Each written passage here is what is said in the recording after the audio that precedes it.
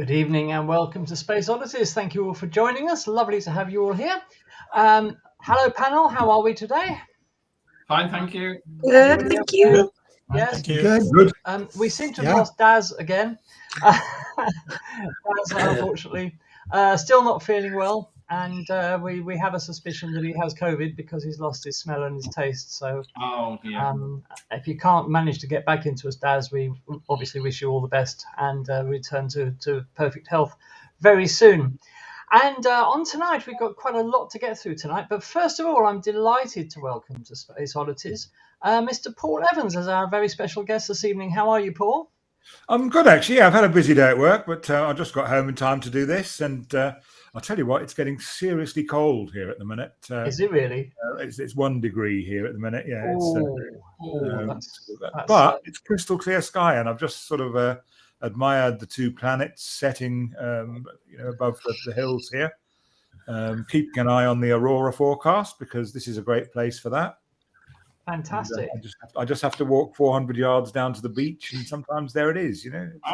Oh dear, you're like. Well, I'm afraid I will never see it because I'm in Spain. I'm far too south.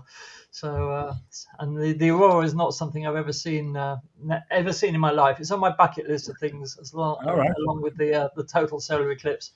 So there we are. But anyway, welcome to Space Oddities, Paul. We're going to have a chat just a little later. Before we start, thank you, viewers, for being here. And before anything, we would all like to say a massive thank you to our audience for buying us so much coffee over the last 2 weeks. It's we're so wired with all the coffee that we've drunk, you can probably tell.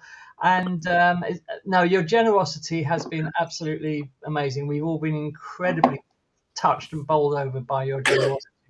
So thank you very much, all of you, for buying us a coffee. It was completely unexpected. And what you've helped us to do is to cover, running costs and software licensing and things like that, things we have to pay for. And all the costs that we have associated with running competitions and things like that. So a big thank you to our audience. Panel, I think we need to give our audience a round of applause, don't we, to say thank you, because you've all been absolutely fantastic. So your generosity is wonderful. So thank you very much indeed. So when are we going for the coffee? Yeah, well, that's the question, isn't it? And we will just say that your support for Space Oddities is gratefully appreciated. If anybody would like to buy us a coffee, there's a QR code that you can scan, and I'll leave that up there just for a little while. Daz has rejoined us. Daz, you're not feeling any better? Not really. Up and down, but I'm being a brave little soldier. I will try to. That was interesting. With the delay, as I said, I'm being a brave little soldier. You all clapped on YouTube on my panel like that. Thank you. Anyway, we're struggling on, but yeah, no, I'm fine. I mean, people have been worse off than me, but it has knocked me about a bit. But yeah, let's get on with the show. They don't want to hear about me. Oh, yes. No. Oh, no, you don't. I'll be all right. So I would like to introduce Mr. Paul Evans, as I said, who's our special guest, and he's going to be talking about the upcoming Irish Astronomy Week. So, Paul, would you like to introduce yourself and tell us a bit about yourself? Certainly. Well, I got involved in all this in about 1968, actually, because oh my goodness me, because I am a child of the 60s, and two things happened really simultaneously over the Christmas of 1968, and one was that Apollo 8 was going to the moon, and I got involved, got interested in that side of it, and then Santa brought me a copy of Patrick Moore's Observer's Book of Astronomy, and that got me interested in the sky side of it. You see, so I got involved in all that. I learned my way around the sky when I was 7 years old. Followed the Apollo moon missions right the way through to Apollo 17. I've become something of a bit of an expert on that because it's, I lived through it the first time, and then I've learned a lot about it since. And I started in 2018 just doing a series of talks about all the 50th anniversaries that started coming around at that point. So most recently, I did the whole story, actually right up to Skylab and all, in the dome at our planetarium, which was a great venue to do it in. But it started off. I did one. I'm in the Irish Astronomical Association, and we meet in Queen's University, and so I did a talk just in December 2018 about Apollo 8. Because that was the 50th anniversary of that, and then it sort of it got extended to Apollo 11 the next year, and I did that for the guys in Astronomy Ireland down in Trinity College, Dublin, and then we know what happened next after that, and I became a sort of a bit of a star on Zoom throughout all the Irish clubs, and I did a sort of a bi-weekly Sky roundup to try and keep the wheels turning through the pandemic and all that sort of thing. So and in the early 70s, I picked up my dad's camera, and I'm a bit of a photographer. There's one on my desk right now, But I've just taken pictures out of there of the two planets setting over the hill here, and it wasn't until one night in 1997 that I've got a bit of a travel bug. I used to work with journalists at one stage, and I learned how to travel. And then when I stopped working with journalists, I carried on traveling anyway. And I was in a place called Franz Josef Glacier in New Zealand on a perfectly clear, moonless night with completely unfamiliar stars and a different Milky Way and Magellanic Clouds and stuff. I wonder if my camera will take pictures of that.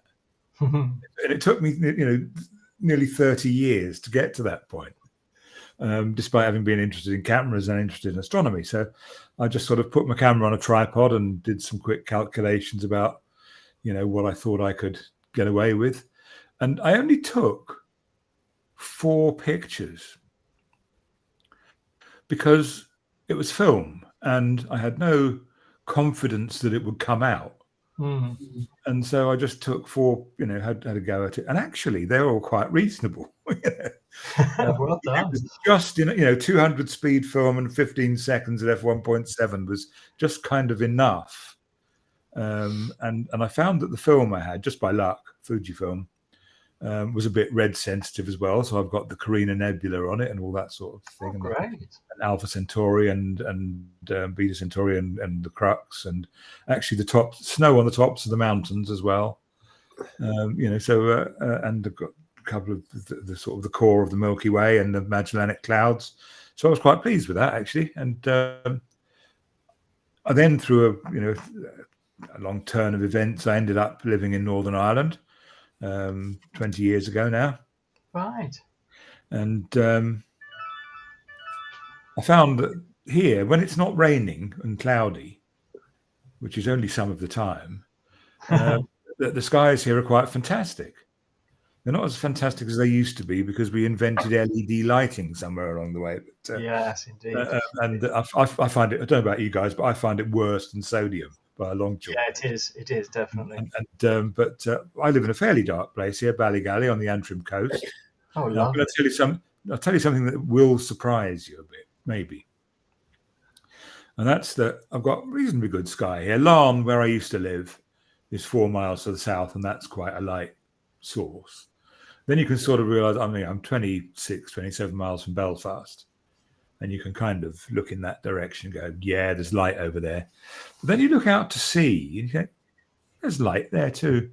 And it's Glasgow, 80 miles away. Really? And it really does travel that far across the sea. Because I'm at a latitude where, the sky is quite moist most of the time. Yeah. And actually it goes quite high up and comes back down again, on the... Wow. So, yeah, but it doesn't interfere too much with my view of the Northern Lights, because from my seaside, I look out to the north, and there's very helpfully there's a red beacon to tell me where north is, that's sitting right on top of the Mull of Kintyre, which is directly north from here. And then there's a gap of complete darkness between Northern Ireland on the left and Scotland on the right. and there's nothing until about the island of Jura, which is 90 miles away up that way. So I actually get very good aurora views here, which is nice, particularly the way solar cycle 25 is going at the moment. It's ramping up really quite nicely. Yeah, it is. So now the week we've got planned. Ah, yes. It's So how can I just ask you, how did Irish Astronomy Week come about, and how long has it been going? It is really, it's been the brainchild of my friend Ronan Newman, who's down in County Mayo, and he actually was sort of putting this idea out there before the pandemic happened, and he wanted to really do something like what we did a few years ago for International Year of Astronomy 2009, if you remember that. There was lots of events there. And we all did things for that. Yeah, indeed. And then what followed out of that was the Stargazing Live stuff for the BBC, which I got. My day job is in the BBC, and I got involved in that from both sides of the tent, really. All right. I didn't realise you worked on Stargazing Live. That's interesting. I really, as part of the IAA thing, but Irish Astronomical Association, of which I'm a past president and current vice president. The guys that were doing the BBC end of it in Northern Ireland, which is all about events, it had relatively little to do with the program. Actually, the program was just a thing around which lots of other things revolved. And we did great events in Northern Ireland, and then I got to work with the production team on that. They said, like, would I help them? I said, of course I will. I'd love to. So we got. I think we got about three. I think it was 3 or 4 years we did it for. The last of which we had a massive event at a place called Coltraw, which is outside Belfast, far enough outside Belfast to be quite dark, and much to all our surprises, one, we got a clear night for it, and two, we had over 4,000 people turn up, which was quite spectacular. Wow, that's a lot. It was huge. In fact, if we'd have had room for them, we'd have had more than 4,000 people, but it was one of those where we had to turn people away in the end because there was nowhere for them to park or anything like that. But that was good. So anyway, we wanted to do more of that sort of thing. Ronan pushed it, and pre-COVID, we never did it. We never quite saw that there was a reason to do it. But obviously, with the pandemic, and that sort of as it is coming to an end now, we thought, well, maybe we should do this by way of a sort of a relaunch of reality. I mean, Ronan's done all the work on this. He's been absolutely brilliant. And he sort of drafted in myself and a young lady called Sinead, who's probably watching from Connemara. And hello, Sinead, if you're watching. A little team together there. And we've pulled together these events. Now, our target, and we're not far off, actually, is to have 100 events across Ireland in that week. Now, I should explain something as well, which might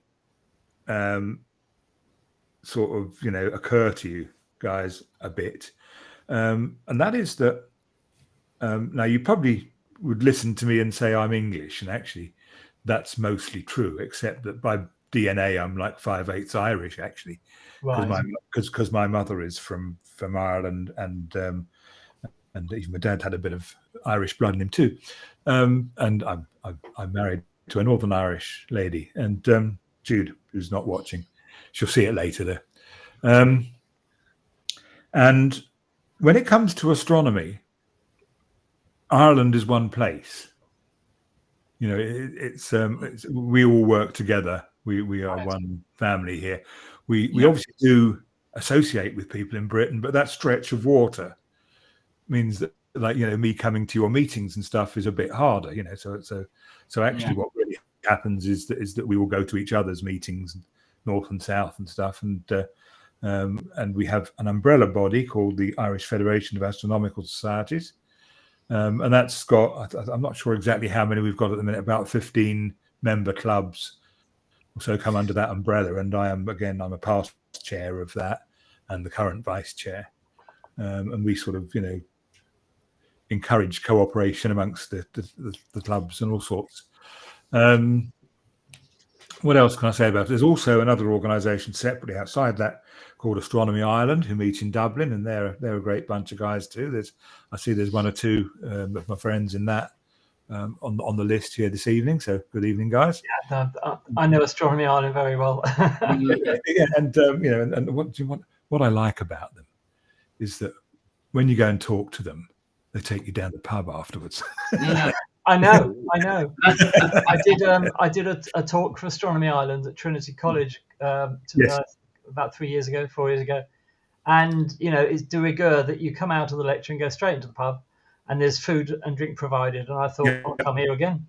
This is Absolutely, wonderful. yep, indeed. Now that things are easing up, I'll tell you one thing we did. Now we have in Northern Ireland here a thing that we've just been through called the Northern Ireland Science Festival, and it's a fantastic series of events of all sorts of science and whatever. And we did an event at a place called Loughney Discovery Centre, where we had a space-themed afternoon and evening there, and we were astonished.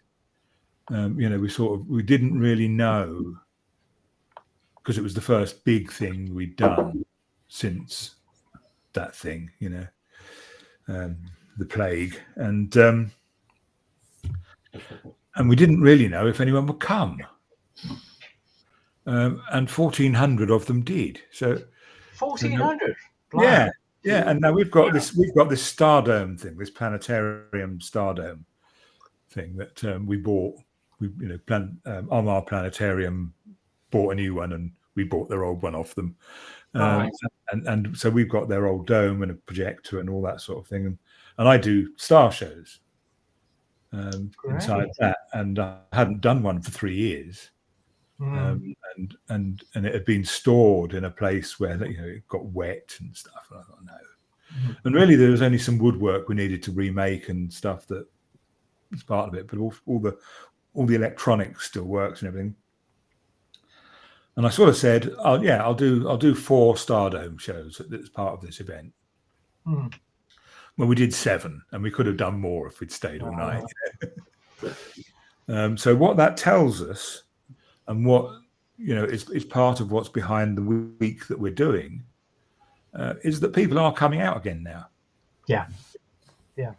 And that's brilliant to see. Excuse me just a second. Yeah, sure. I mean, I think we all have this experience that there is a lot of interest in astronomy among the general public. It's just that a lot of people need pointing in the right direction about how to get into it, because it's not easy on your own if you don't know anything about the subject, and you haven't got anybody around you who does. So events like yours are absolutely invaluable, and I think we all do events where we don't expect that many people to turn up. But just so my example, when I did that talk at Trinity College for Astronomy Ireland, they were saying, oh well, we normally get between 30, this was before the pandemic, we normally get maybe 30-35 people, and 90 turned up in the end. So it was overflowing. It's amazing. Just a certain subject that piques people's interest can result in quite a big turnout. Yeah, I mean, we've had we would probably get in Belfast, we'd probably get 60 or 70 usually. Yeah.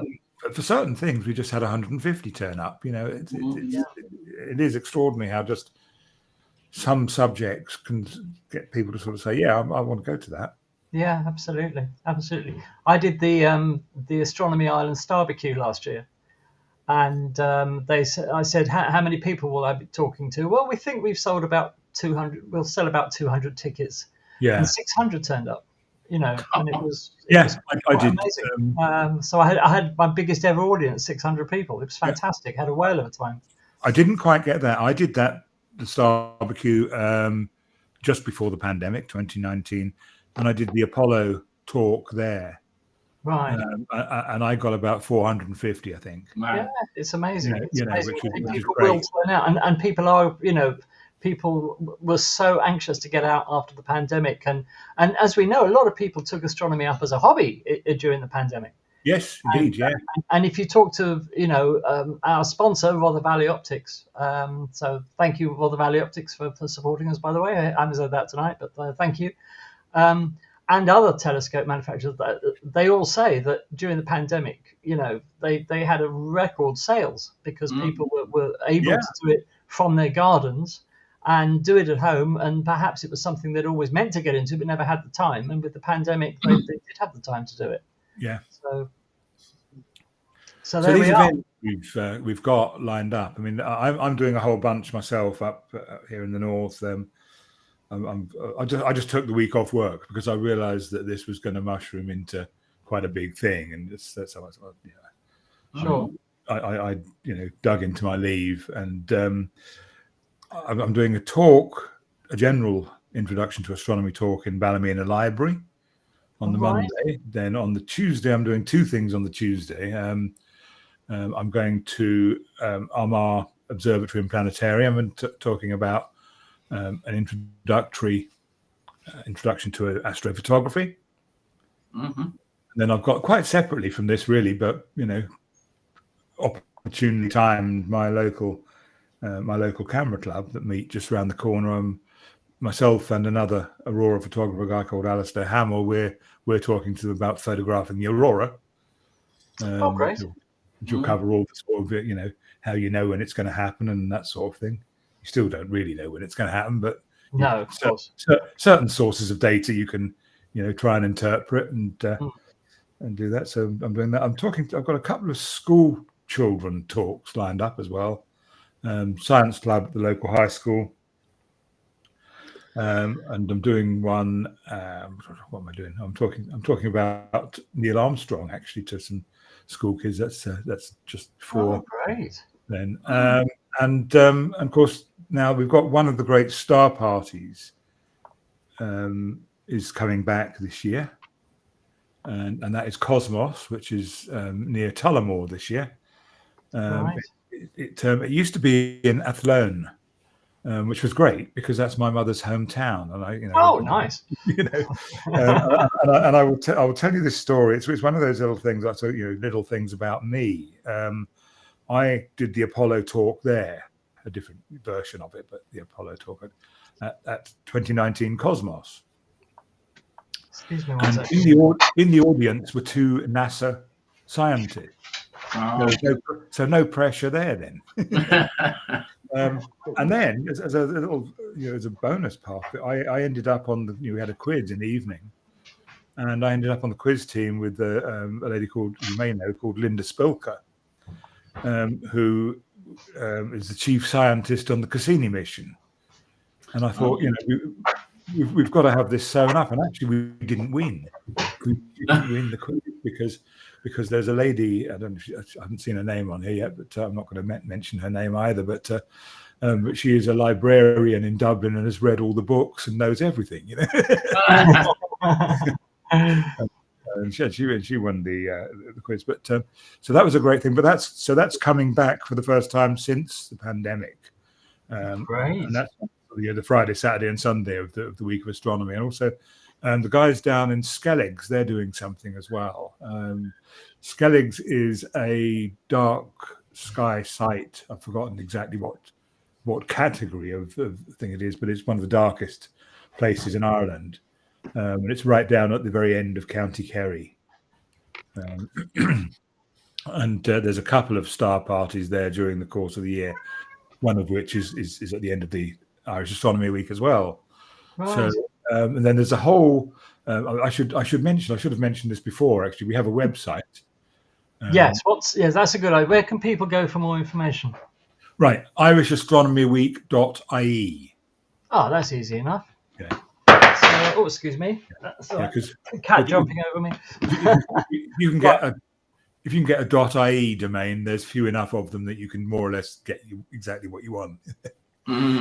Okay, let me just put that up on the screen. Yeah, put that here so people can see it, and Wow. There we go. Okay, let's just save that. Right. Irish Put it in the chat. Astronomy.ie. Yeah.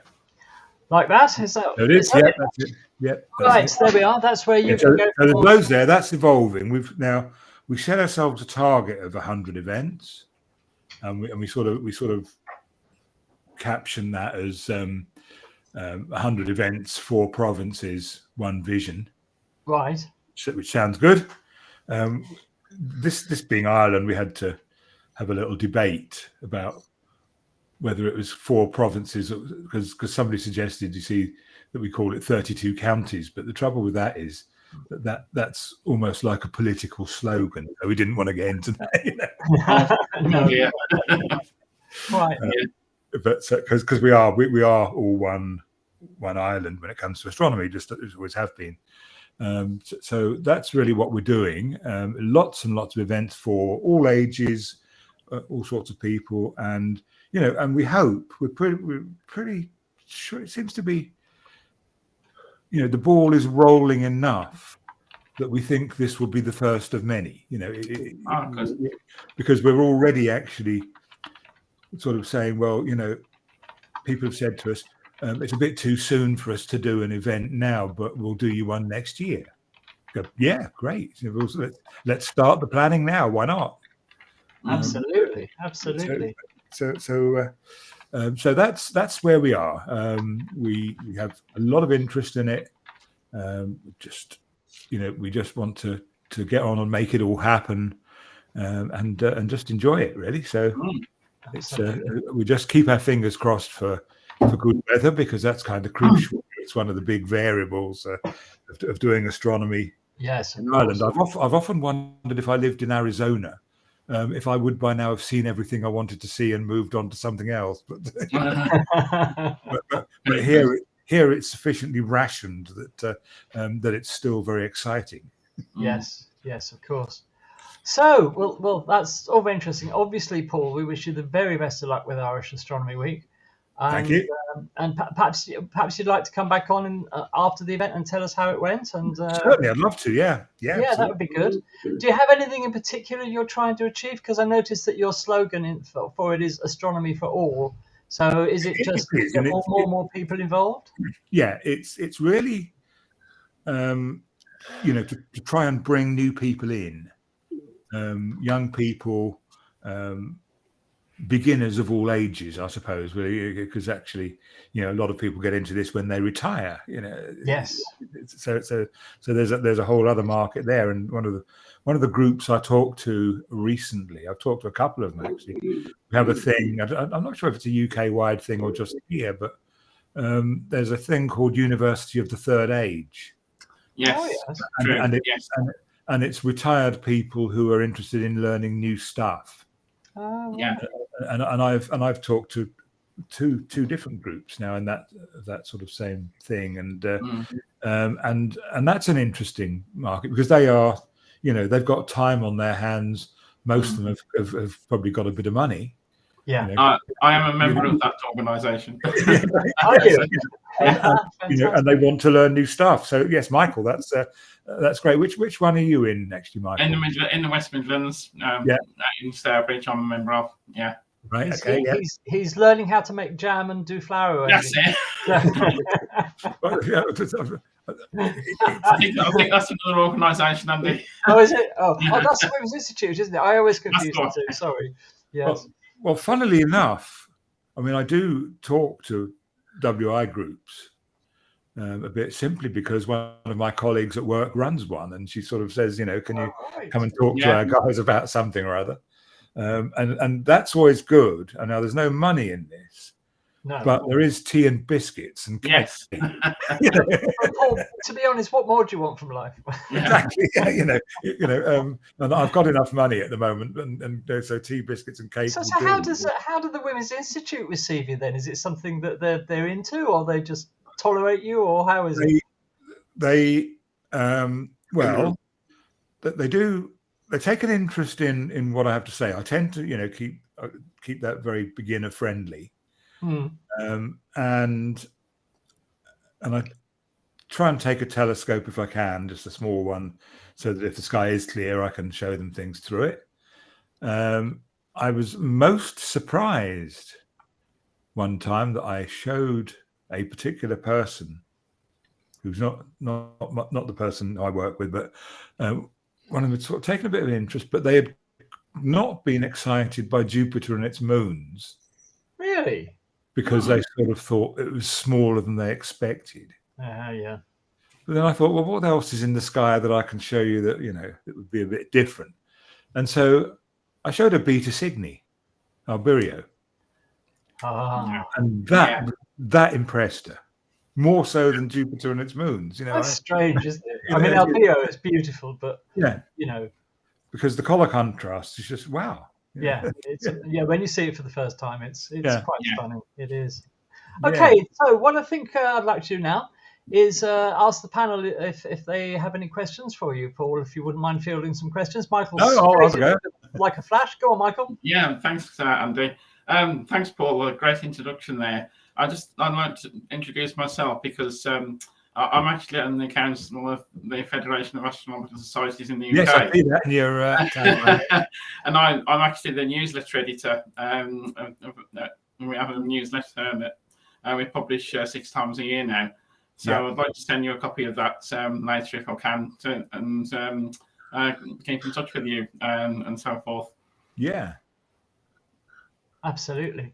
Yes, if you want to share your details with Michael, Paul, you'll notice there's a private chat window under the main window. Yes. You can put anything in there that you want to. Can I write I absolutely don't mind putting my details in the one on the right, if I could see how to do it. That one is only for YouTube. So it's the one on the left, private chat. Oh, I see. Right. Okay, that comes back from YouTube, does it? Yeah, that comes back from YouTube and Facebook. Used this platform before, so. Also, Paul, I found you on LinkedIn, and I noticed you also know Andy McRae from Northern Ireland. Yes, indeed, I do. Yes, I met Andy on he's our current president. We sort of we share it out. So. Yeah, I met Andy on an astrophotography trip to Tenerife a few years ago. Right. Yes. So, yeah. Okay, well, good. You two can converse. That's fantastic. Any other questions, guys, for Paul? Not a question as such, but I've just been looking at the page for the actual festival, and I also noticed that there's some free what appears to be Zoom talks as well. There are, yes. I mean, some of the events are Zoom, and they're accessible to anybody that wants to join up for them. Yeah, that's fantastic. Lou, you had something. Yeah, just good. I think Zoom has a role to sort of continue. It was one of those things that, if there is any good side to COVID, it's that actually us amateurs started using some of these things that were normally tools of the professionals. And Zoom has been there for years, but I knew people at work used it, but I never thought of using it myself until the pandemic came along. And it is sometimes it's good to do things online because that stretch of water between us doesn't become an issue. Absolutely. Yeah. I see there's a gentleman here for whom the stretch of water is even bigger. But yes, yes, Lou, you had a question, I think. Paul, I just wanted to thank you for your comments today, and you had mentioned Linda Spilker. Yeah, and I worked with Linda for many years. Oh wow! She was the liaison from Jet Propulsion Laboratory to our Goddard Space Flight Center team that ran the Voyager infrared spectrometer, and she would come out periodically and help us with mission operations and take missions back to JPL when it was done that way. So she's a rings person, studies rings, and she's done quite well. But it was nice to hear an old name. Indeed, yes, and fantastic woman too, and her husband Tom was very complimentary about my Apollo talk. He said that is how I remember it. He said, which I thought that's a compliment from someone who was there. Excellent. There we are. Anybody else? Okay, so Paul, we would like to thank you very much, and obviously wish you all the best, and everybody involved, Ronan and everybody with Irish Astronomy Week this week. Let's just finally, just one more time, put up the details. And we've got, hang on, I've lost them now. Where have I put them? Here we are. So Irish Astronomy Week, March the 20th to the 26th. Website is www.irishastronomyweek.ie. And if you're in Ireland or perhaps traveling to Ireland, obviously well worth catching up on some of the events. Paul, if you would like to, we would love to have you stay with us for the rest of the program, unless you've got something. Absolutely, no, I'd love to. Yeah, like to hear about the rest Great, of it. Yeah. Fantastic. All right then. So moving on, we're going to come to a man now who you're probably quite familiar with. He's been at it again, I'm afraid, photographing the moon. And putting everybody to shame. So I'll hand you over to the more than capable hands of Roger for this week's Sky News. So what's up in the night sky, Roger? Well, here we go for the week of the 6th to the 12th of March. Rapidly moving on. And I've not put the right week on. Anyway, it's going to be a full moon tomorrow. Yeah. Just yeah, it certainly is. Yeah. Oh, Roger, stop it. What? Anyway. Wow. That's superb. Yes, I've been trying out a slightly more magnified image of the moon, and I've been getting some rather clear skies and some rather fine details. So, that's stunning. Is that Clavius down there? That is Clavius down there. Hey. Apparently somebody on Facebook says there's a little X down amongst the craters there, but I think you have to be very, very get the magnifying glass out to see any type of X there. I think it's a bit dubious there, but I'll tell you a thing about Clavius. Very good resolution there anyway. I use Clavius in my outreach things because it's the same size as Northern Ireland. Is it really? Gosh, that's something I didn't know. Wow. 2 hours drive from one side to the other. Wow. That's about 120 miles across. Wow. Yeah. Here's one for Kevin Earp. Starry Imbrium. Lovely that. That's the colours, Roger, are just amazing. Yeah, that's I tried to be subtle and not overdo it. Yeah. Some people didn't get a bit. Where's the comet in? I see we have another new comet coming this way. Going to be, they think, fairly bright in the night sky in autumn next year. Oh, right. So anyway, if anyone is still interested in the current comet, it's heading down towards the Witch Head, by which time it will be almost too low to see, really, which will be the beginning of next month. So I think we've pretty much said our goodbyes to ZTF now, really, but it's not been too bad. It's no comet near-wise, but at least it was a comet that did manage to give us some enjoyment. Yeah. And of course, over the last week, we had the conjunction of Venus and Jupiter. Unfortunately, this was a day after, but still pretty close. And a lot of people have managed to capture the two together. I've got another picture here, which is an enlargement from a previous image that I took also of this. And you can see the 4 Jovian moons as well. Fantastic. And that was that's with an equivalent 200mm lens. So that picked it out quite well. You did very well. Oh. Yes, I had a friend ring me last week, and they were worried about the UFOs they were seeing in the sky, and they wanted to know what was going on. So I had to put them right.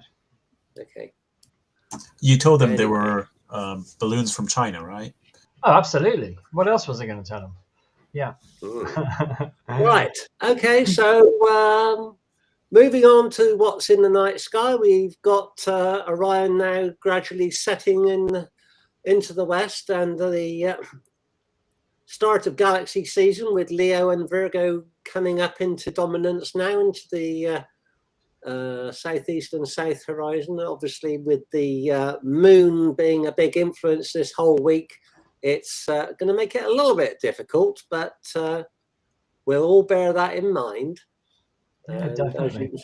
And we've still got Mars in Taurus at the moment, although it is now rapidly diminishing in size and magnitude, but nothing lasts forever. No, indeed. No. And I haven't found anything of interest from the James Webb over the last week, so I can't show you any more images at the moment. So I will leave it there. Thank you very much, Roger. That's absolutely fantastic. So yes, so the James. I've got a news item about the James Webb, but I don't think there've been any new images released this week. So thank you, Roger, as always. Thank you. And stunning moon photographs, as always, Roger. And you should put that as your primary occupation. Lunar photographer par excellence. You really should. Well, with the upcoming practical astronomy show on Saturday, I might be doing something about that. Oh, okay. Can you tell us where that is? Where is it? You don't know. It's at Kettering. It's at Kettering. Oh, yes. That's right. In Northamptonshire. Right. So practical astronomy show this coming Saturday, yes? Yes. Okay. 11. In Kettering. Check it out, guys. Yes. Okay. And Derek says in the chat, everyone's talking about the conjunction of Venus and Jupiter, but are you aware of the conjunction of Mercury and Saturn? Well, I wasn't. Does anybody know about that one? Ooh. No. Perhaps somebody can look that up and give us some details. Thank you for that, Derek. Much too early in the morning, I think. Yeah, I would think so, yes. Yes, absolutely. And Stan says, love the conjunction with the moons. So jealous. We had almost a week of cloud and storms over in the States. Mick says, great to see the conjunction and night sky images because all we've seen here in Dublin is clouds for the last 2 weeks. Sorry, Mick. But I hope you're fully recovered now, by the way. And I hope Anne's cold's getting better. And as always, thank you for being here, both of you. Okay, we're going to move on. And thanks again to Roger for doing his weekly Sky Guide. What we're going to do now is go straight to the news. So what's been in the news this week? Well, let's have a look and see what we've got in the news.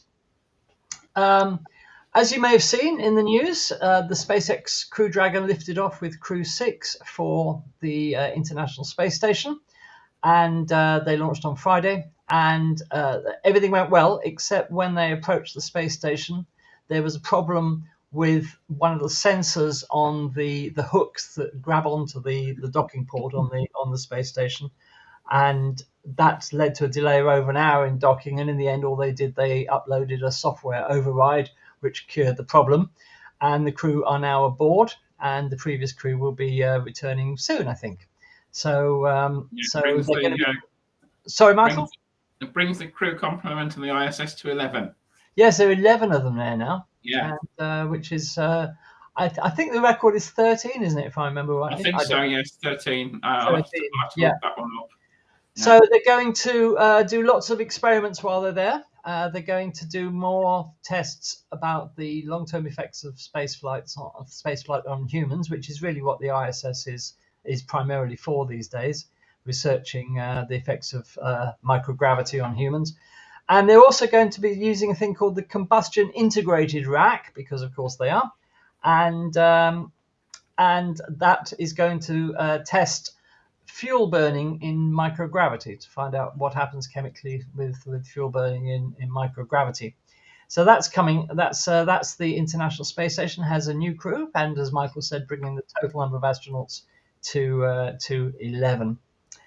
And then what else have we got in the news? Well, those lovely aurorae that everybody was photographing like mad last week was caused by an X-class flare on the sun, and solar flares are divided into a few classes, with C being the weakest, M being medium strength, and the X flares being the most powerful. And these have led to these wonderful aurorae that people have seen.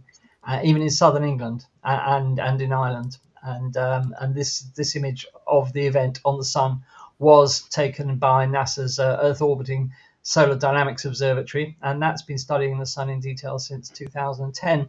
One effect of the X-class flare was that it caused shortwave radio blackouts across North and South America. And this is what we expect from this type of event, which just goes to show how fragile our whole communication system is on the Earth. And it only takes one event like this to knock things out.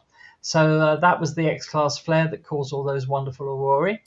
And Mary got some lovely images of the aurora. I was hoping she was going to be here tonight. Perhaps we'll ask her to show us her aurora photographs next week. And if you did get any photographs of the aurora, viewers, don't hesitate to send them in to spaceodditieslive@gmail.com for Rachel's gallery. We'd love to see your aurora photographs if you have any. On Wednesday, a startup company called Relativity Space are launching the world's first 3D printed rocket. Well, it's 85% 3D printed. The rocket is called Terran 1, and the mission is called GLHF, which stands for Good Luck, Have Fun. That's launching from Florida on Wednesday. The launch window opens at 1300 Eastern Time. And we were thinking of covering this one, but unfortunately nobody's going to be available at that time to bring live coverage to you. But keep an eye on that one because it is a first. The rocket is 2 stages. It's 110 feet tall, 7.5 feet wide, an expendable, fully expendable rocket. And it won't have a payload because this is just a test flight, but it will demonstrate that 3D printed rockets work. Even the engines are 3D printed, which of course is a notable first, and they run off liquid oxygen and liquid natural gas. So watch out for Relativity Space launching the Terran 1 rocket on Wednesday afternoon. Andy, can I just mention, if you could go yes, back to that relativity? I think, in terms of, if you go back to the slide on the relativity. Give me 1 second. Yeah. Just letting Daz back in. That's fine. I just wanted to mention that not only, are the names of this, I didn't know about this rocket, neither the mission, and, these are really cool names, but I think it really crystallizes, this 3D printed rocket just crystallizes what new space is all about, which is let's just try everything. Let's try everything that we can to reduce costs, increase effectiveness in launching payloads into orbit. This is just so fascinating. I was not at all aware of this launch, and I'll definitely go into it and look in more detail at this Good Luck, Have Fun mission. Yeah, definitely. And believe it or not, this is the largest 3D printed object ever created, which you can imagine. Yeah. Totally. So wow. Good luck, Relativity Space. Absolutely. And I, for one, will be watching, not live, unfortunately, because I have to do this thing called work during the day, but not for much longer, thank goodness. And it should be a really interesting launch. But a 3D printed rocket, 3D printing metal to the tolerances needed for space rockets is just, it's amazing. It's amazing. So let's wish them all the very best of luck. The James Webb Space Telescope has been looking at this galaxy. This galaxy goes by the wonderfully prosaic name of GS 9209. This is an interesting galaxy because it's what we call a quenched galaxy. And this was a galaxy that stopped producing stars about 200 million years after it formed. So this was more than 12.5 billion years ago. And it went through an intense period of star formation that lasted 200 million years and then just stopped producing stars. Now, there have been lots of theories about why galaxies in the early universe stopped producing stars so early, but I don't think anybody's really come up with a theory that works for all examples. And we know that it's the theory used to be that galaxies are formed from huge clouds of gas and dust, which collapses into and forms a galaxy. But we now think that most galaxies like this are formed from accreting smaller galaxies, cannibalizing, if you like, smaller galaxies, absorbing them. But why they suddenly stop forming stars? Does it have something to do with the supermassive black hole at their center, which we presume they have? This is very much a hot topic for research at the moment, but the Webb has found this one that did produce stars for 200 million years and then just stopped. So that's a bit of a mystery. So if I may comment? Yes, certainly. On that. We see, as you were mentioning, we see evidence of colliding galaxies. Yes. They collide gravitationally, and even spiral galaxies colliding will settle into a large elliptical. And during this process, because the gas and dust are compressed, there's an enormous amount of star formation.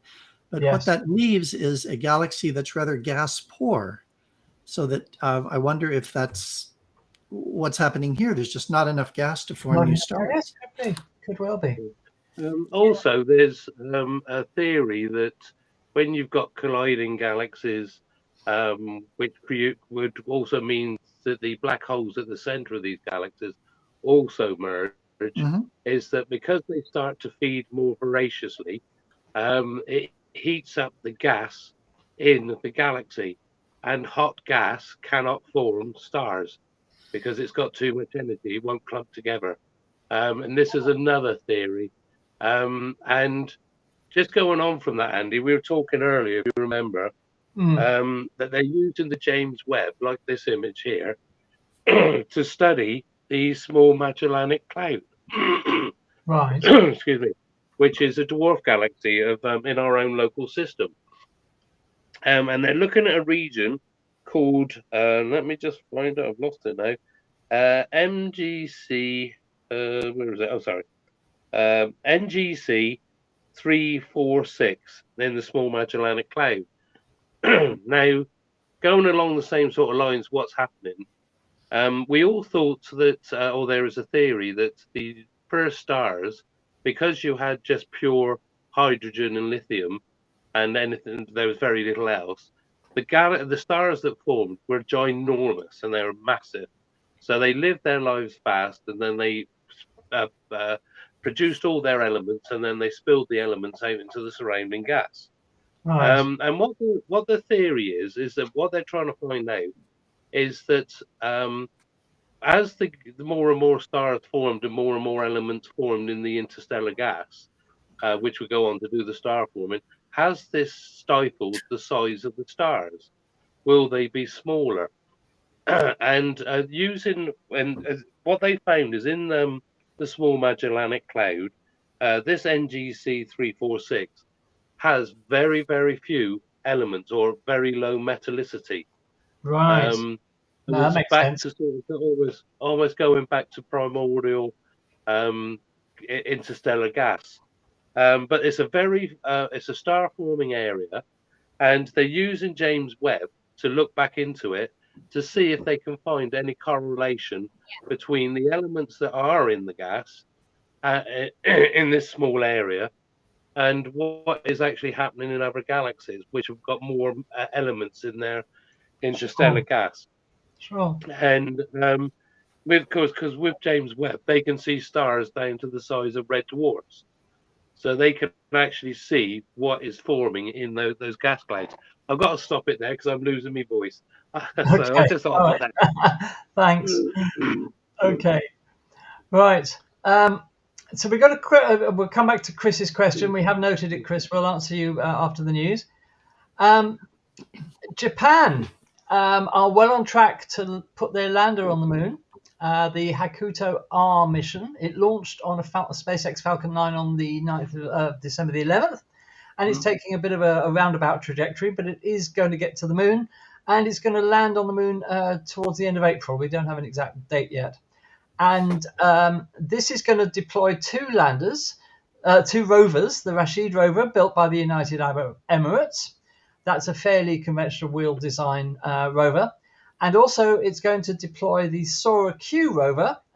It's a transformable ball or ovoid robot designed to make the body of the rover itself a wheel, and that's being developed by the Japanese space agency JAXA. So that's a novel type of rover going onto the moon. And this is more. It's a technology demonstration. Japan are teaming up with NASA to for Project Artemis to deliver things to the moon, like little rovers and whatever. So that's quite exciting. So we've got that landing from Japan coming up at the end of April. So we'll keep you posted about that, and perhaps we can provide some coverage of that. That would be nice. NASA have announced that after being quiet about it for virtually 2 years, they are starting work this year on the first Lunar Gateway logistics mission. You may remember that the Lunar Gateway is going to be a space station orbiting the moon to assist astronauts traveling to and from the moon, a staging post, if you like, for the moon.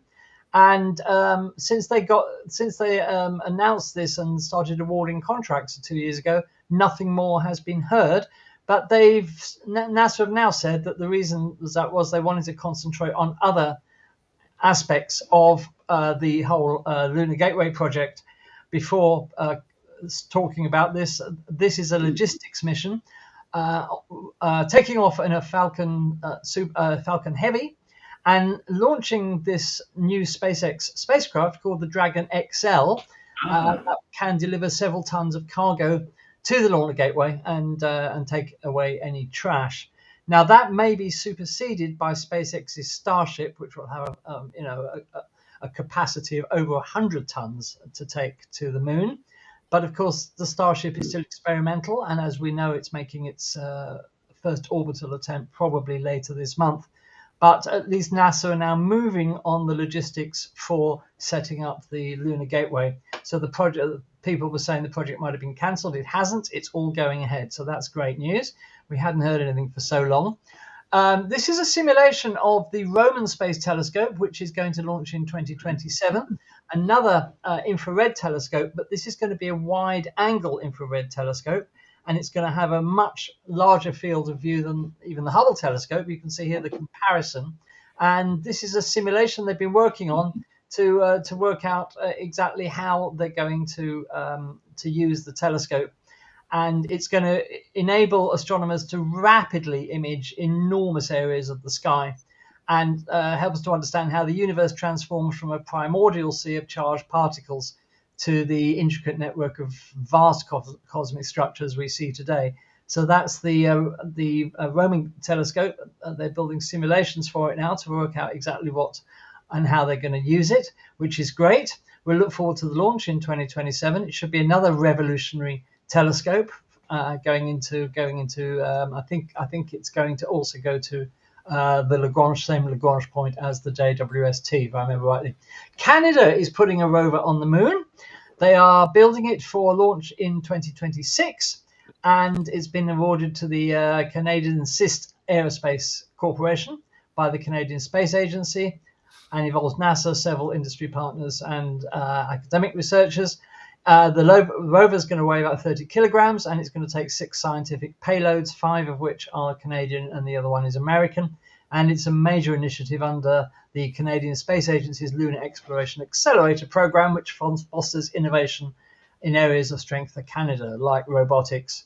Canada's really strong on robotics. You may remember that the robot arm on the International Space Station is a product of the Canadian Space Agency.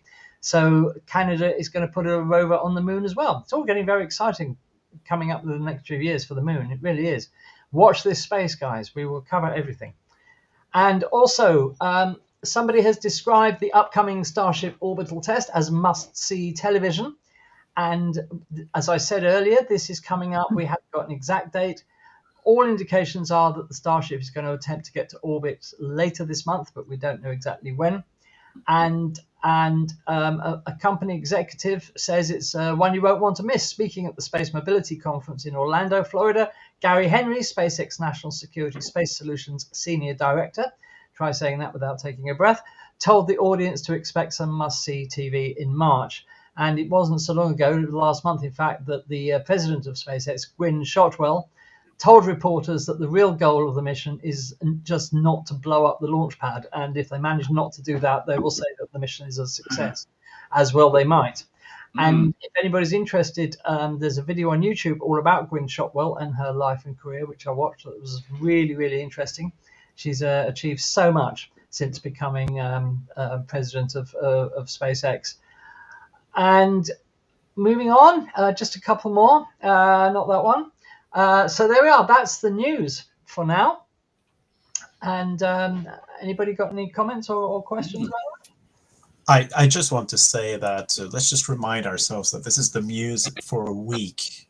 It's like Yeah. I know. space on steroids. At some point, we're going to have to filter this. It's just amazing. Well, I am already filtering it because it's always a case of not. I was only saying the same thing out. too. Yeah, I was only saying the same thing yesterday to somebody, and he just, how do you filter things out? You know. I know. It's amazing that this is all happening so far, and you know the efforts ramping up to go back to the moon, both robotic and the number of robots going back to the moon is brilliant. Yeah, we're going to have lots of robots on the moon soon. It should be, you know. I mean, you think about it as well. You only have to go back a few years. Then, when in a week, you could hardly hear anything about space. No, that's right. Only a few years ago, isn't it? You know. And look at it now. There's just is too anyone much. not going to the moon? Maybe are the Iraqis there too? I mean, it seems like every country is sending something to the moon now. UAE are there and going. Yeah. UAE. UAE are there. Yeah. I don't think Wales is. There we go. There we go. But I think what we need is Dara O'Brien to do robot wars on the moon. Now, wouldn't that be fantastic? That would be a good one. That would be amazing. That would be absolutely amazing. So there we are. So we got a bit of a bumper show for you today, folks. We've got a lot of stuff still to get through. Hope you'll stay with us for the duration. We'd love you to be here with us. And I'm going to pass you over now to Lou, because Lou wants to talk to us about some errors in astronomy. Is this correct, Lou? Yes. Errors is. I don't want to be too hard on these discoverers, these explorers, but there have been some missteps, as there will be in any endeavor, and I think it's fascinating to realize that the process of science is, in fact, just that. It's not a set of knowledge; it's a process that we go through, and sometimes we have to go down a few dead ends first in order to get to the answers. I'm going to share my screen. I've noticed I was on a Zoom earlier today, and this isn't Zoom, but I'll try to do it full screen. And if that doesn't work, I'll just revert to the slide display. So let's see how that works. Can you display? Let's see. No, I didn't send it to you. No, so you haven't uploaded it. I have to. Okay. Do that. Would you like us to come back to you, Lou? Why don't we do that? I'll upload it and you come on back to me. Okay, that's fantastic. So we'll move on. We're starting a new series here on Space Oddities tonight called Our Favorite Images, and each week one of the panel will be displaying 3 of their favorite space images of all time and talk about them. Before we do that, actually, I've just realised that Michael was desperate to tell us about something. So he's absolutely sitting there with bated breath. Here we go, Michael. So what's this all about? Let me put this up on the screen for you. Yep. Okay, thanks, Andy. Sorry about that. No, that's all right. No. I'd just like to invite everybody to anybody who's in the Worcestershire area of the West Midlands this week. We have a meeting of our Coronian Society that's based in Kidderminster on Wednesday, the 8th of March at 7:30. And we have popular speaker Mike Frost from the Coventry and Warwickshire Astronomical Society giving a lecture on entitled Sir Isaac Newton and the Surrey Pumas, which is an offbeat look at Newton's theory of gravity, featuring hollow Earths, counter Earths, Trojan asteroids, Kirkwood gaps, Lagrangian point nodes, three-body problem, and those mysterious beasts that rumoured to haunt the Surrey playing fields and not be more. That sounds intriguing. Yes. So that's open to everybody, and that's a free meeting. If you're in the area, just turn up at the King Charles School in Kidderminster, King Charles I school, that is, on Compton Road in Kidderminster. So That's Great. the first one. So that's www.carolianastro.co.uk, That's it. where Yeah, you that's can great. find all the details. Okay. Next one. Some of you may know that I'm the editor of Capcom magazine by GoSpaceWatch. My website, GoSpaceWatch.earth. I've just produced the latest issue of Capcom. It's being printed as we speak. Capcom contains original articles on spaceflight and astronomy and the latest news from around the world. Capcom is published 6 times a year and costs £14 per year printed and delivered to a UK address. Or it's also available as a PDF file and sent to any email address for just £10 a year. Bargain. Yeah, subscriptions are available through the website gospacewatch.earth/Capcom. And 2 of the authors of the contributing authors are on the panel tonight. So that's Andy and Bernard. So thank you, Andy. I've made the cover. And the cover, and Andy's is the cover story. Yeah. So and just one last item. As I said earlier, I'm actually the editor of the Federation of the Astronomical Societies in the UK. The newsletter of the FAS, and recently produced the latest issue there. And if anybody is members of Astronomical Society, if you want to send any images, any articles that you might think other societies might be interested in, please send them in to newsletter at fedastro.org.uk. Thanks very much. There we are. That's I can see it there. fedastro.org.uk is the address to send your article to. Fantastic. My pleasure, and I hope that the event is well attended, Michael. Yeah, thank you. And just to heap further praise upon Michael, the Capcom magazine is absolutely superb. Michael does a fantastic job putting it together, and it's a good read. And at the price it's being offered, £14 a year for the printed version. Some of you might not know. I've actually been producing that magazine for 30 years now. Fantastic! Well done, Michael. And it's always been a hobby, and it's carrying on being a hobby. So, yeah. And it's going from strength to strength, I'm sure. Okay. Thank you. Okay. Right, so the question, just before we go on to the next bit, Chris's question: does anybody know why the Great Red Spot on Jupiter appears to have been at a fixed location for many hundreds of years? Why does it persist? Why doesn't it move? Who would like to take that one? Well, I can take a stab at it. Go on, Lou. Jupiter's a pretty fast rotator, as we know, and it has something of the order of 12 Hadley cells, I think, from pole to pole.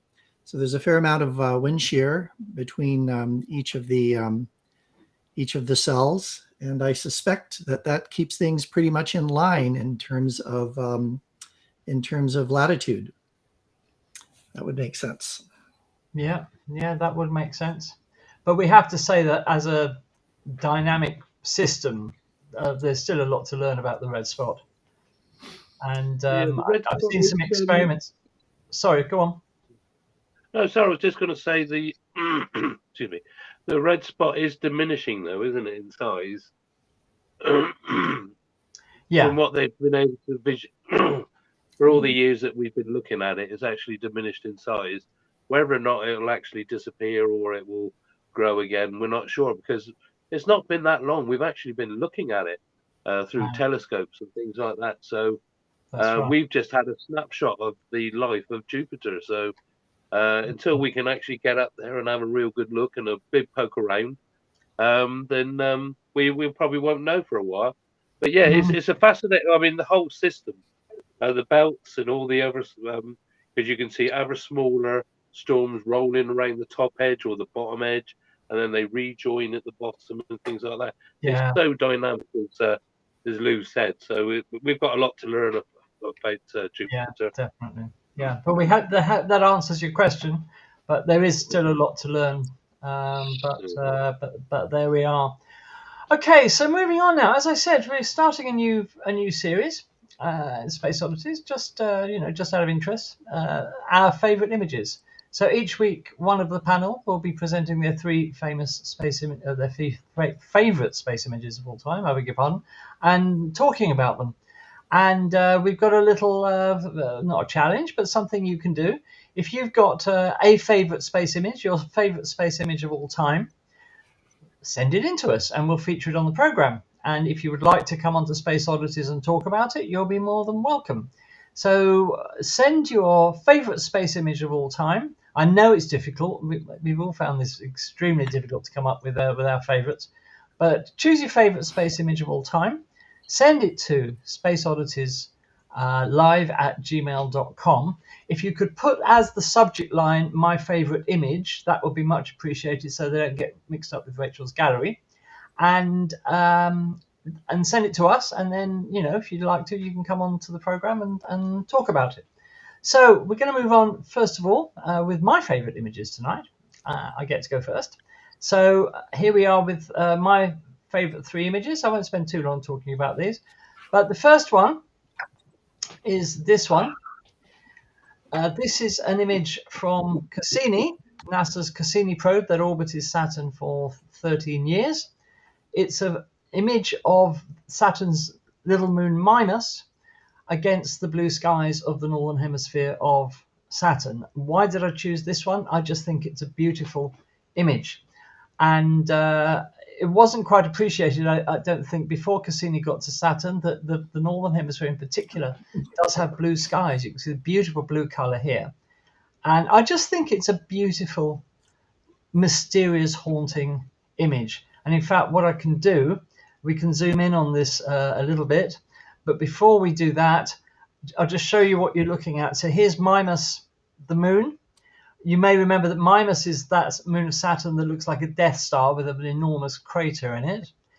The bands across the planet are the shadows of the rings, and then at the bottom we've got the rings themselves. And I love the sort of the geometry of this image as well. I think it's an absolutely amazing image from Cassini, one of my favorite Cassini images. But this I think is exceptionally haunting. I love the crescent of Mimas, half in darkness there. I just think it's a beautiful image and very mysterious. And in fact, if we zoom in a little, you can see these cloud bands in a little more detail. And this is the shadow of the rings against the cloud tops of Saturn, with Mimas visible there at the bottom. That's just zoomed in a bit. So absolutely stunning image. I just love this image. My next one. Sorry, Michael, you going to say? I just think the close-up of Saturn's rings is always a fascinating image to see. Yeah. And the shadow of them here as it is. And especially with the moons next to them. Definitely. Yeah. Absolutely. And I was going to say, many space images often look like abstract art, and if you go back to your first image where it's not zoomed in, like that one, it really looks like a contemporary painting of some sort. So it's a great composition. I mean, that next image, that one of the close-up of the rings with the moon, the next one, I would put that on the wall. Yeah, definitely. I'd love to have that framed. Yeah. So there we are. My next image is this one. Yeah. What is this one? This is the first gravitational wave signal representing the merger of two black holes. This was detected for the first time in 2015 by the LIGO, the Laser Interferometry Gravitational Wave Observatory. In fact, there were two of them in the United States, one at Hanford and one at Livingston. And we have there the two signals, Hanford in yellow and Livingston in blue. Obviously, they observed the same event. This was the first confirmation that gravitational waves existed, as predicted by Einstein.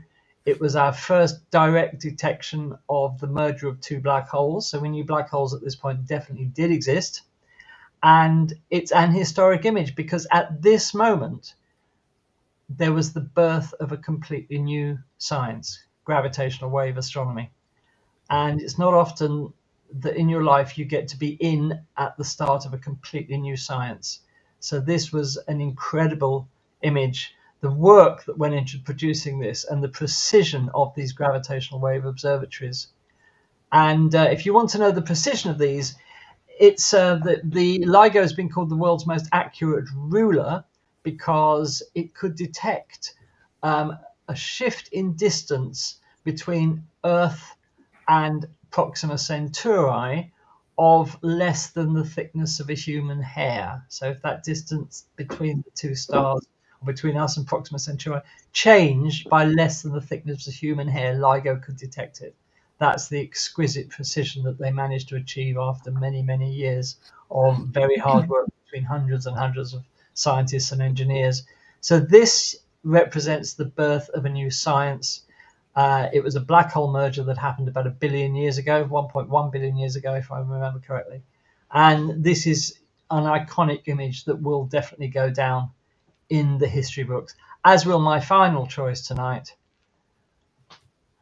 the image of M87, the black hole, at the supermassive black hole at the center of M87, after 10 years' work building the Event Horizon telescope with the aim of taking a direct image of a black hole. And here was humanity's first direct image of a black hole. And, you know, there's a lot I could say about this. I could go on for hours, but I'll just say that this is so iconic. This will be looked at again as something completely new that we've been able to do technologically. And it enables us now to study black holes directly. And of course, just last year, the image of the black hole at the center of our own galaxy, Sagittarius A star, was released. The two images are remarkably similar. And so this is an iconic image. And it has to be one of my favorites because just in a few years, we had the first gravitational wave signal. We had the first direct image of a black hole. And it's just mind-blowing. These technical achievements are just absolutely mind-blowing. What an exciting time to be alive. So there we are. So they're my three images.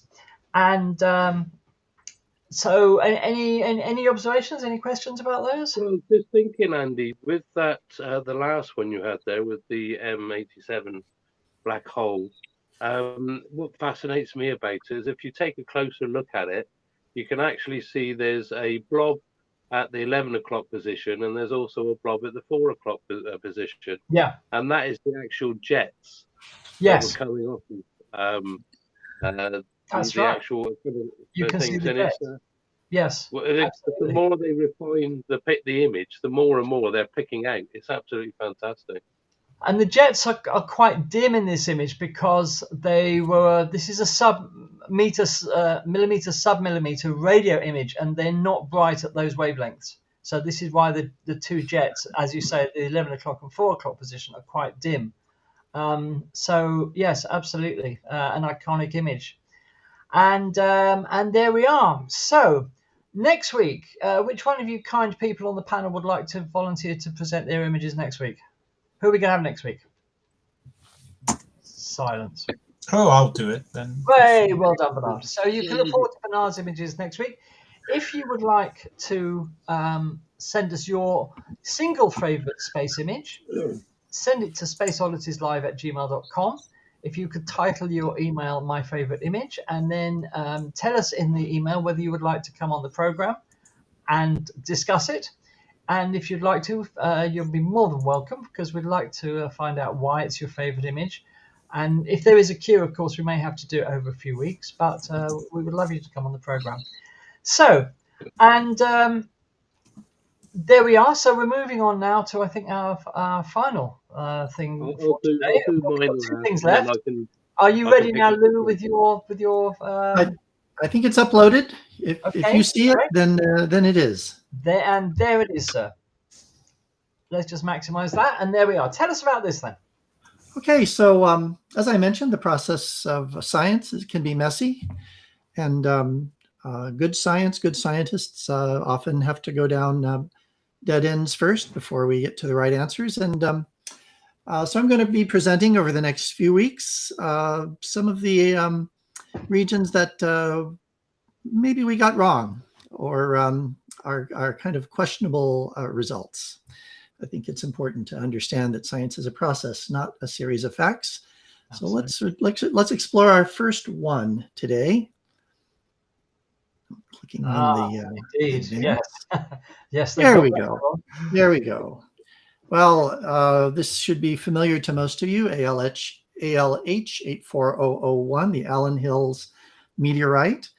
This was actually discovered in 1984 by geologists in Allen Hills, Australia. And in 1996, a paper was published by, let's see, David McKay, Everett Gibson, Katie Thomas Keptra, I think, from Johnson Space Center.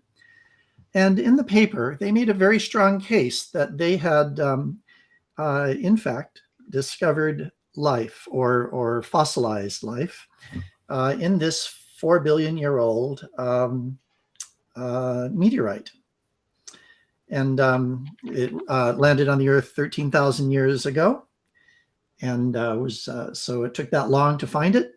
And now there appeared to be evidence of fossilized bacteria. So let's just blow that up a little bit. Did I say Australia? I'm sorry, I meant Antarctica. Forgive me. Yeah, I was wondering about that, but I thought, no, you know One of the A's. One of the A's. It was the Austria, America. Okay, Antarctica is correct. That's where you find them. You find them in regions where there's not much going on, either snow or desert, and so Antarctica. So here's a magnified image of the meteorite, and we can see some very tantalizing images in this, can't we? We see things that look like perhaps multicellular, microscopic life, perhaps. There are nodules around here. And the analysis, or the initial analysis, was quite compelling. And I will show you that. I took a sentence or two out of the abstract of the paper that was published. I'm going to throw some big words by you, and I'm an atmospheres guy, so I'm not a geologist either. But here's what they say, and we'll kind of address each of these points. They say the carbonate globules are similar in texture and size to some terrestrial bacterially produced carbonate precipitates. Okay, so they're making a connection to Earth-based life. Although inorganic formation is possible, they leave the door open there. Formation of globules by biogenic processes could explain many of the observed features, including polycyclic aromatic hydrocarbons. And you all will recognize these as complex molecules in the interstellar medium that are assumed to be abundant in the primordial soup of the early Earth. I've heard of those, yes. And may have played a role in the origin of life. So these are important. So the PAHs, like carbonate globules and their associated secondary mineral phases, textures could thus be fossil remains of a past Martian biota. And they announced this. They announced it pretty strongly. And even I think President Clinton at the time felt that this was important enough to address. And he did, although specifying in his speech that, of course, further analysis, as always, is warranted. So let's change the slide here. So what was the evidence for? So the globules contain traces of complex organic compounds, organic meaning carbon-based. These PAHs could be decay products of microbes. The globules that we just heard about contain microscopic grains of magnetite, iron sulfide, two compounds rarely found together in the presence of carbonates unless produced by life. Carbonate globules, when they were examined with the electron microscope, were found to be covered in places with large numbers of worm-like, we just saw those, forms that resemble fossilized bacteria. So it all sounded very compelling, almost seductive. However, further analysis was needed.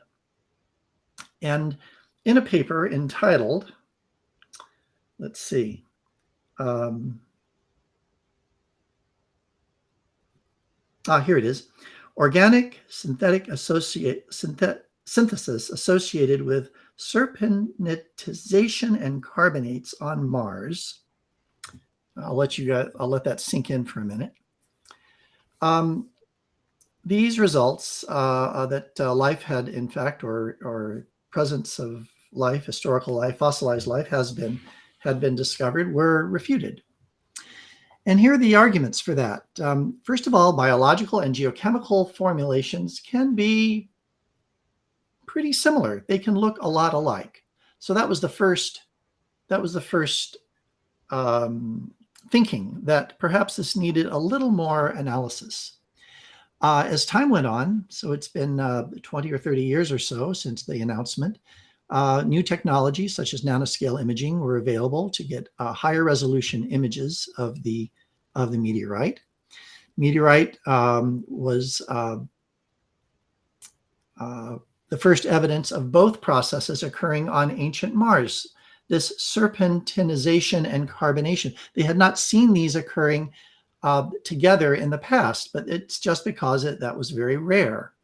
And so the thinking was that perhaps it had to have been biological in origin, but in fact, it was likely that these two processes simply occurred together. There's also the fact that organic processes that are non-biological can also form PAHs. They can produce objects that resemble bacteria, but the bacteria that they found, or the features that they found in the meteorite, were about 1/10 the size of the smallest terrestrial bacteria.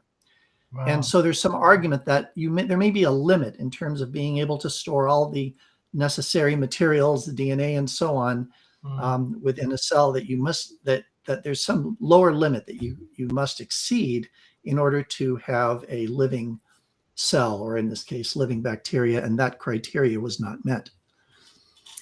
The one piece of evidence that was not refuted was that most of the magnetite grains resemble those produced by terrestrial bacteria.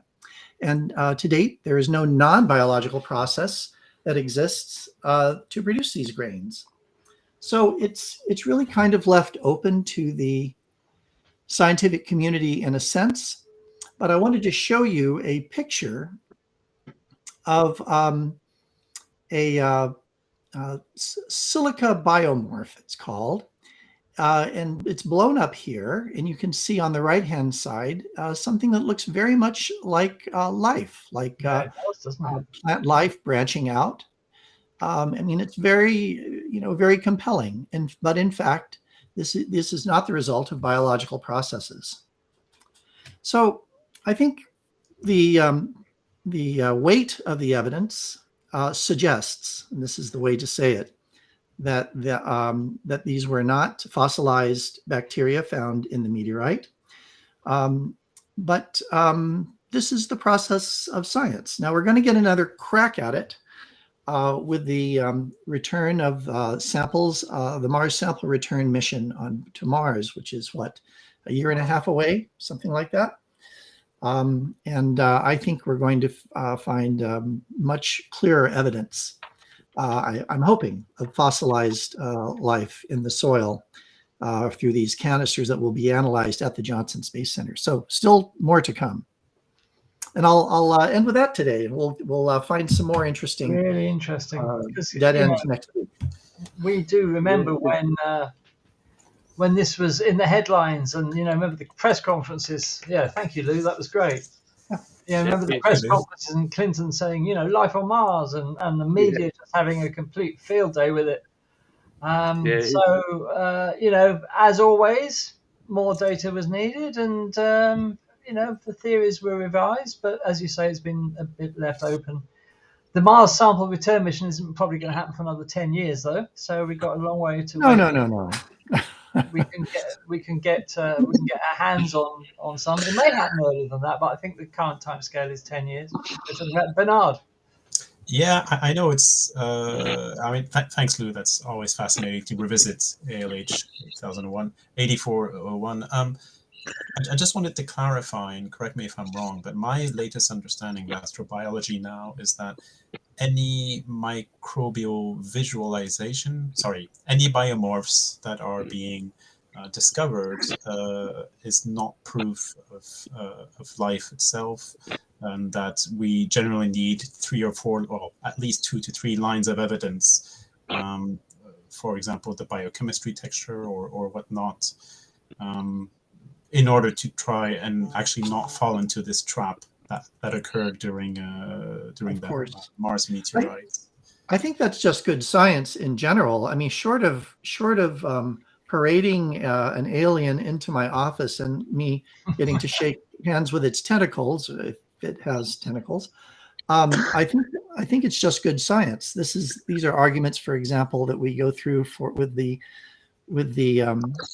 Big Bang. We have the prevalence of elements in the universe. We have the microwave background. We have the receding galaxies. You're looking at it from many angles. It's just good science.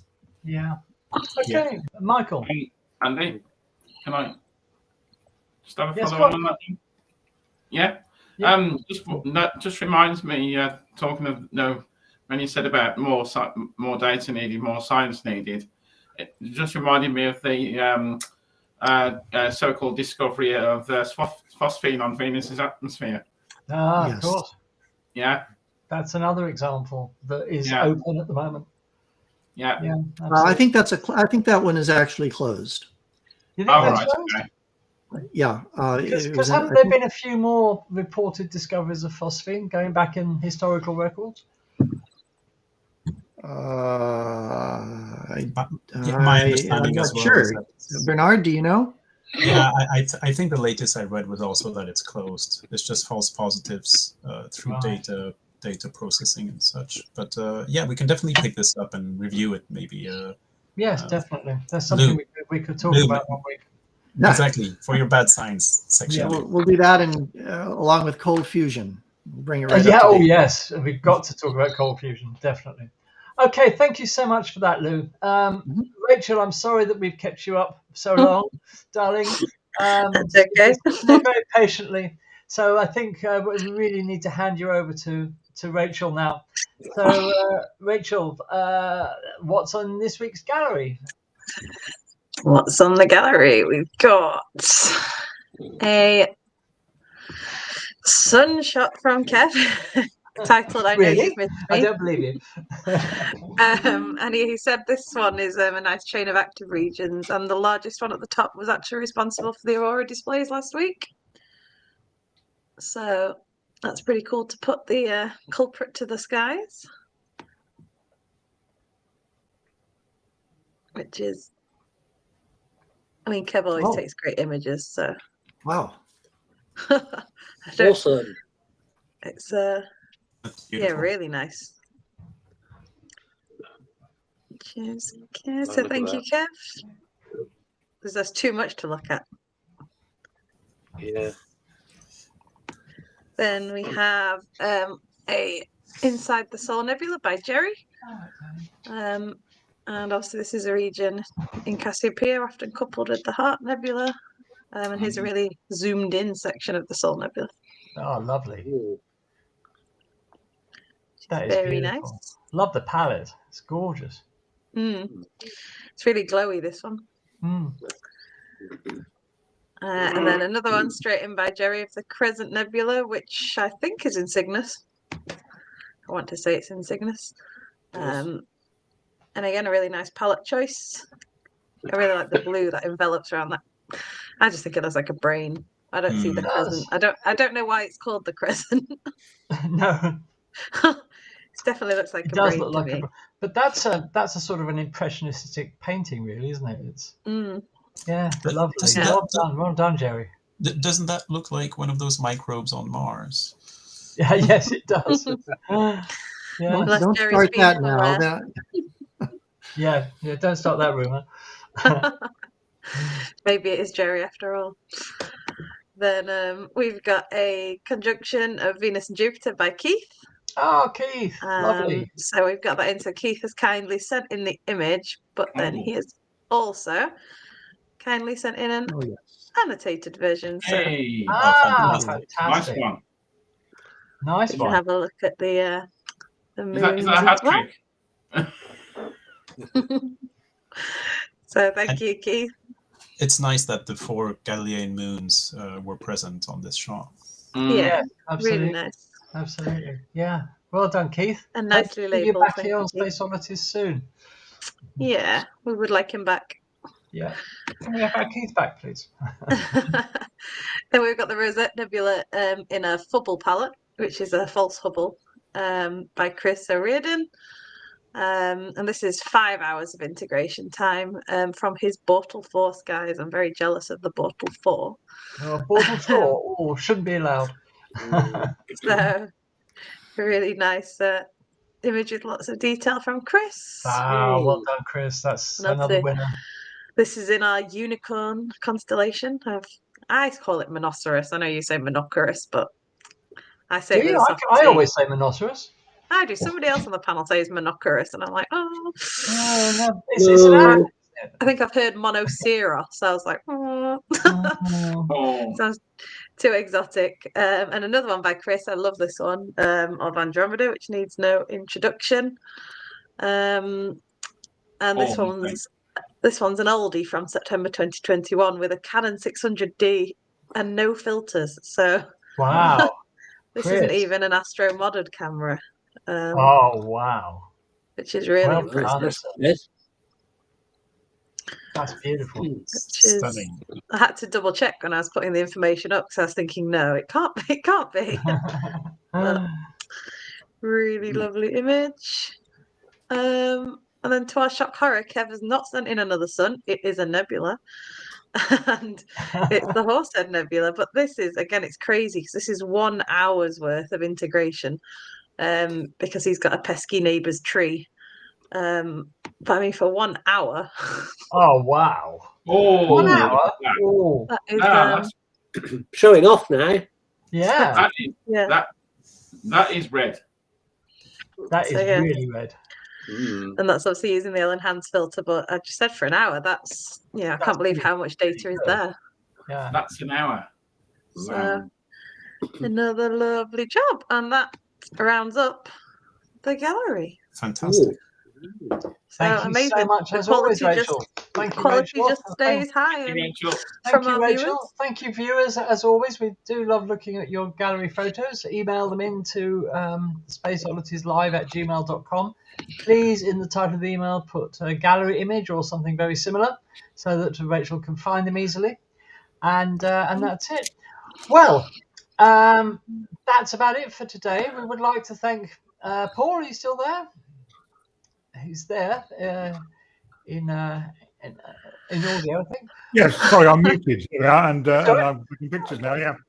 We'd like to thank you very much for being our guest tonight, Paul. Hope you've enjoyed yourselves. I have absolutely enjoyed it. I don't know how I haven't found you guys before, actually. It's it's one of those things with the internet being too big, I suppose. But I think so. Well, spread the word for us, if you would, Paul. Certainly, I would, yes. Because we're very obviously always keen to have more people watching us, onwards and upwards, as they say. So thank you for being here. The very best of luck with Irish Astronomy Week. Come back on the program afterwards and tell us what happened and what you achieved and what were the notable things.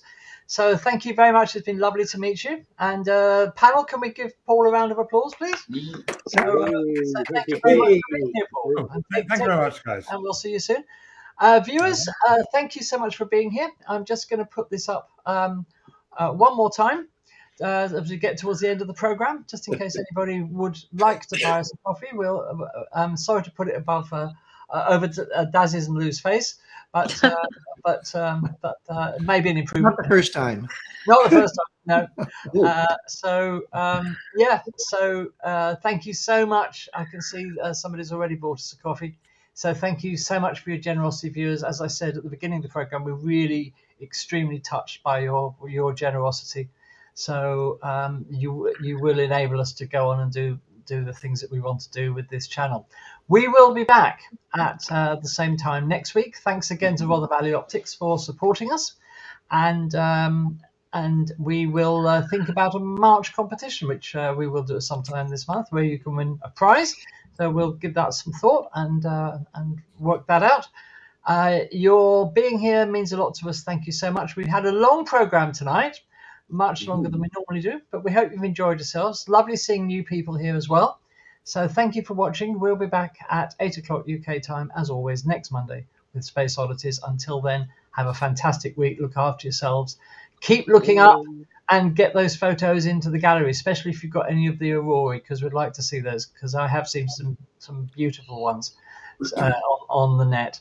So thank you all very much. We're going to say goodbye now. Say goodbye, panel. Goodbye, panel. Bye, panel. We'll see you next week. Good night, guys.